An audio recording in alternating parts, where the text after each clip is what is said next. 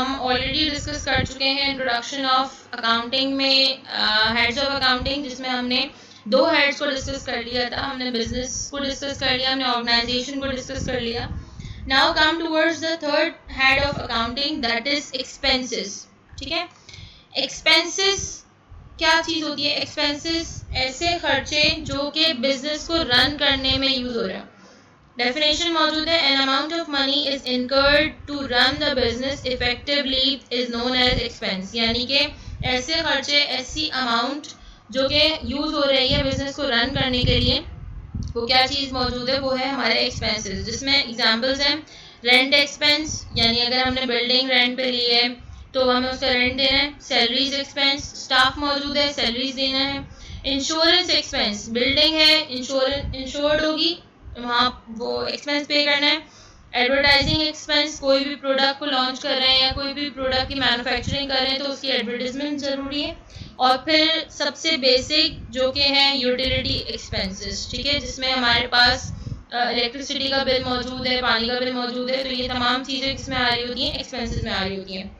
ठीक है, नेक्स्ट है हमारे पास revenue, an amount of money received और earned through the sale of goods and services is known as revenue. Revenue is basically the amount which we are earning from the business. ऐसी amount जो कि business को run करने के बाद receive हो रही है, ठीक है, वो amount क्या कहलाती है? वो amount हमारा कहलाता है revenue। सही। नेक्स्ट आ जाते हैं हमारे पास owners equity, the sum of money invested by the owner of the business is known as owners equity. एक इंसान ने अपना बिजनेस जनरेट करने के लिए जो इन्वेस्टमेंट की होती है वो कहलाती है उसकी ओनर्स इक्विटी, यानी उसने जो अपना पैसा लगाया है, अब वो उसकी मर्जी है कि वो पैसे की सूरत में लगाता है या उसकी मर्जी है कि वो किसी प्रॉपर्टी की सूरत में अपनी इन्वेस्टमेंट करता है। लेकिन तमाम इन्वेस्टमेंट को अगर हम कंसीडर करें किसी भी फॉर्म में हो, वो that is considered as the owner's equity. ठीक है, यहाँ हमारे पास हेड्स ऑफ अकाउंटिंग खत्म होते हैं। नेक्स्ट हमारे पास आता है double entry book keeping system, यानी हमने हेड्स ऑफ अकाउंटिंग को किसके थ्रू रिकॉर्ड करना होता है? सही, एंट्री बुक कीपिंग सिस्टम को इंट्रोड्यूस करवाया था या जनरेट करवाया था लूका पेशियोली ने। ठीक है, basically he was an Italian mathematician. इन्होंने अपनी बुक, ये कॉन्सेप्ट अपनी बुक में मेंशन किया था और वो पब्लिश हुई थी 1494 में। ठीक है, जिसमें बेसिकली 2 कॉन्सेप्ट थे। पहला कॉन्सेप्ट था डेबिट और सेकंड कॉन्सेप्ट था क्रेडिट। ठीक है, हम अकाउंटिंग में चीज़ों को जब मेंशन कर रहे होते हैं तो अगर हमने लेफ्ट हैंड साइड से कोई चीज़ मेंशन की है, ठीक है, लेफ्ट हैंड साइड से कोई चीज़ मेंशन की है, that is considered as the debit. और अगर हमने कोई चीज़ राइट हैंड साइड से मेंशन की है, अगर मैं आपको एग्जांपल दूं बेसिकली, तो आपके पास एक मार्जिन मौजूद है। ठीक है, अब मैं अगर कोई चीज़ डायरेक्टली यहाँ से मेंशन करती हूँ, that is basically a value of debit.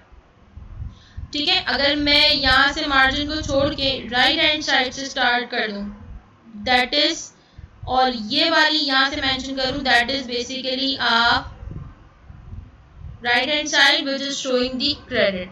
ठीक है, debit side with a margin start होती है, बट हमने क्रेडिट साइड को स्टार्ट डायरेक्टली मार्जिन से नहीं करना होता, उसमें थोड़ा गैप मौजूद होता है। ठीक है, तो ये दोनों चीज़ें क्या शो करती हैं? हमारे किसी भी हेड ऑफ अकाउंटिंग में अगर कोई चीज़ डेबिट है या क्रेडिट है तो उसका एक इम्प्रेशन है। ठीक है, उसको, उसके रूल्स को हम डिस्कस कर लेते हैं। बेसिकली अगर हम डेबिट और क्रेडिट की बात करें तो डेबिट और क्रेडिट से पहले हम नेचर की बात करते हैं।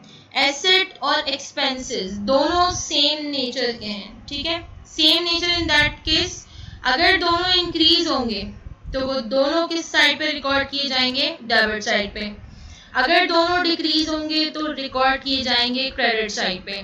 यानी अगर आपके बिजनेस में एसेट इंक्रीज हो रहा है और आपने उसको रिकॉर्ड करना है अपने पास, तो वो रिकॉर्ड किस तरीके से करोगे आप?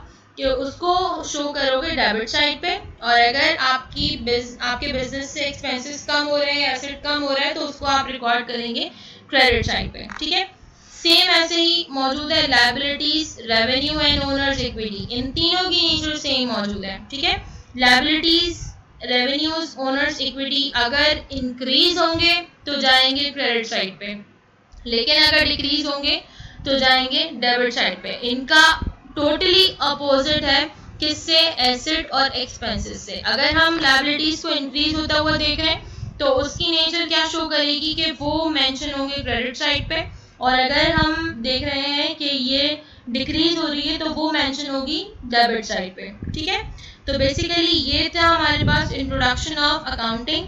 अब हम स्टार्ट करेंगे टॉपिक्स ऑफ अकाउंटिंग, जिसमें हम स्टार्ट करेंगे सबसे पहले जर्नल। ठीक है, तो उससे पहले हम थोड़ा सा जर्नल से पहले थोड़ा सा हम स्टार्ट करेंगे कुछ इजी टिप्स, ताकि हमारे लिए जर्नल को डिस्कस करना ज़्यादा इजी हो जाए। ठीक है।